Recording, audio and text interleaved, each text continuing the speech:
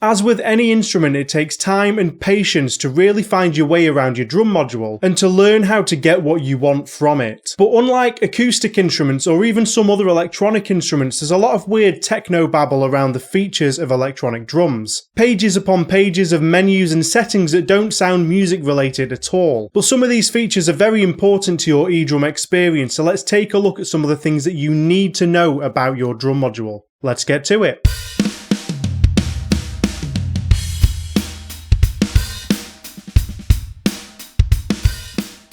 Hey, welcome back to the eDrum Workshop. I'm Luke and I hope you're having a great day. If you want to improve your electronic drum experience with handy tips, tricks, tutorials and other eDrum related content, why not hit that subscribe button and the bell to stay up to date with my uploads. And if you want new kits or samples for your electronic drums, why not check out the eDrum Workshop store over at theedrumworkshop.com. This video is going to go into some pretty general and widely applicable advice about the features that you should really know about your drum module. If you want to see how to avoid some mistakes related to these features, I did a video about that a while ago, go check it out after this one. There's a link at the end of this video and in the description. And full disclosure, this video tends more towards the beginner and intermediate end of the spectrum. If you'd like to see an advanced user version of this kind of list, let me know down in the comments below. And I'm going to start off with a few bits that you really ought to know before you purchase a module, but if you have already got it, you should definitely still look into these things. So number one is knowing what you need from your drum module. It almost sounds silly because it's not specifically about the module itself, but somehow this very important matter often gets overlooked. And really you need to be able to weigh this up in order to know what to buy. It'll also help inform you of whether or not you actually need an upgrade if you're looking into one. We often have this habit of looking into gear, finding out what features it has, comparing, contrasting, nitpicking, sifting through lists of numbers and words, but we don't stop to consider what our actual use case is. You can very easily get hung up on things like, oh, this module can do this, whereas that module can't, so what's the point in buying it? But you need to ask yourself whether or not you would use that feature anyway. And unfortunately, sometimes this aspect isn't dictated by choice, it's dictated entirely by your own budget. You don't always get to pick between the best features because your budget might not stretch that far. But it's good practice to weigh these things up before checking out what's available in your price bracket. So things to consider in this area are things like, will you be using it live or just at home? Do you only want realistic sounds, only want electronic sounds, or a mixture of the two? And in the same vein, will you be using the onboard sounds of your module, or would you prefer to hook up to a VST? Because this will determine other factors like MIDI in and out, interface functionality, and trigger accuracy. So related to this, number two, if you're going to use the onboard sounds, you really ought to find out what sound shaping options are available inside the module. It's useful to know whether or not you can edit every single part of the sound and whether or not you have things like compression, reverb, or other multi-effects available. You might not yet know how to apply all of these things, but it's good to know if you have it so that you can decide how to use your sounds down the line. For example, if you've been looking into the Mimic Pro for a long time, but you're mostly into sculpting electronic sounds, is this the best option for you? If you love powerful rock sounds that are heavily compressed and full of reverb, maybe you want to steer clear of something like the ATV 85 module because that has no onboard effects or sound shaping ability. Whereas if effects like this don't matter to you, maybe it would be the perfect fit. As I mentioned in point number one, knowing your own usage is essential. So it follows at this point number three, knowing what outputs are available and how they work is another important part of the puzzle. This will be important for not only things like gigs, so can you send the engineer what they need, but also for things in the home like drum covers and tracking demos for your band. You need to look into what outputs are available and just how flexible they are. For example, a Roland TD-17 has a stereo pair of master outputs, and it also has a headphone port, but these two outputs are linked via the same volume knob. You can't independently change the volumes of the master output on the headphones. This might limit what you can do with it without external hardware. A TD-27 on the other hand has a master left and right output and also two additional direct outs, but all of these can be assigned however you like, so you can have 4 individual direct outputs, 2 stereo pairs, a direct kick, direct snare, and then an overheads pair with everything else. Whatever works best for you. And then the headphone output contains a mix of everything. everything, but something like the 2-box Drum It 3 module has the same amount of outputs, 4 individual outs and a headphone output, but you can also customize the headphone routing and take things out of it. So if you use an external mixer or a feed from the desk to monitor yourself, you effectively now have 6 outputs rather than just 4. And then it's also worth knowing how your direct outputs work if you have them. Are your direct outputs completely dry with no effects? Or do you have the choice of assigning those effects to your direct outs if you want? Some Roland modules will allow this, but some other brands might not. Again, this is something that's best to know before you buy.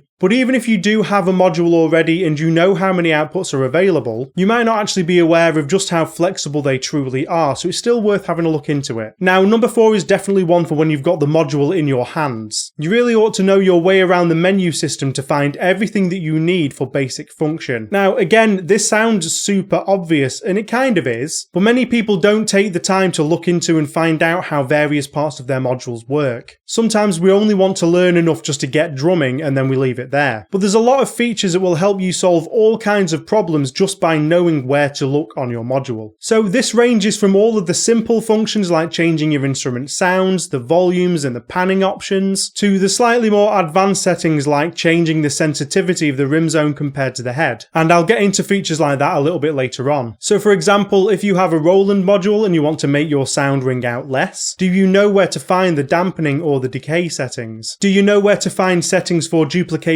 a kit or copying the trigger settings from one pad to another? These are all things that I can't really spend a long time delving into because there's a massive difference between all the brands and the modules. But you should really familiarize yourself with the layout of your module, because even if you don't know exactly how to approach a problem, knowing what area of your module to look in will give you a good start. And as is often touted on forums and in Facebook groups, read the manual. This is especially important on modules that have pages upon pages of settings. Useful features can often be overlooked because they're tucked away on a page that you didn't even know existed. Putting in the time to learn this now will help you speed up your workflow so that you can focus more on drumming later. So on to number 5, how to save your work and to back up your module. You need to know whether changes that you make are saved automatically like on a Roland module, or whether you need to actively save edits like on an Alesis or I believe Yamaha module. And then how does your module handle backups? Can you back up to an external device like a USB stick or an SD card? And can you back up and reload individual assets, such as backing up only your kits or just your trigger settings, or even just individual instruments? Or is the only option available a full module-wide backup? And then just as important as knowing this,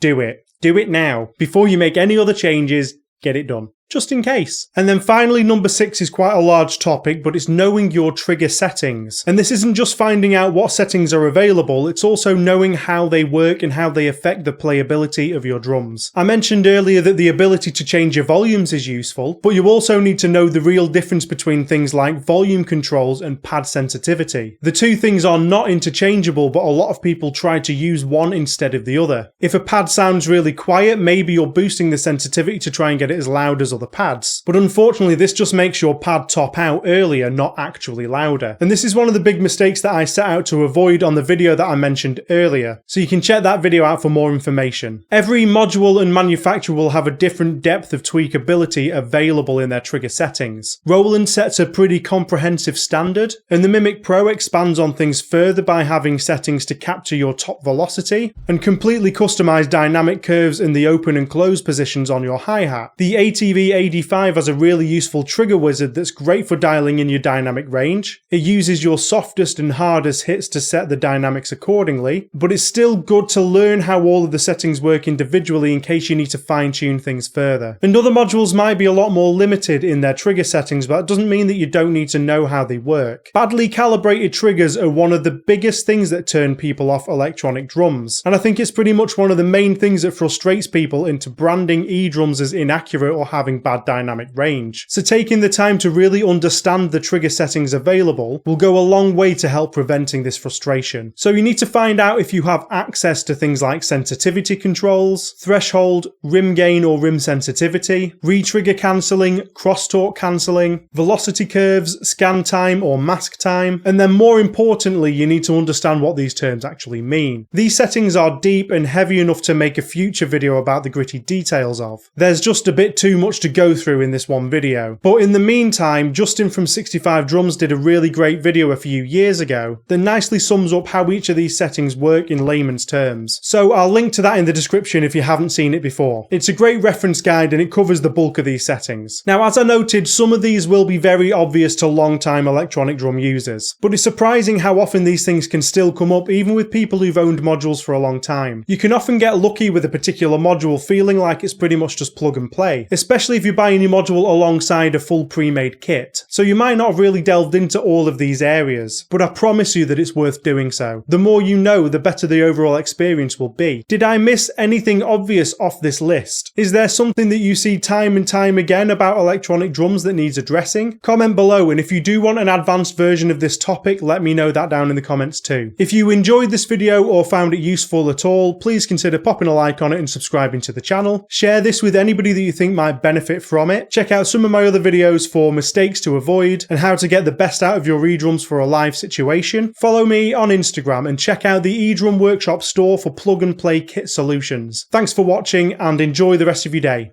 Cheers!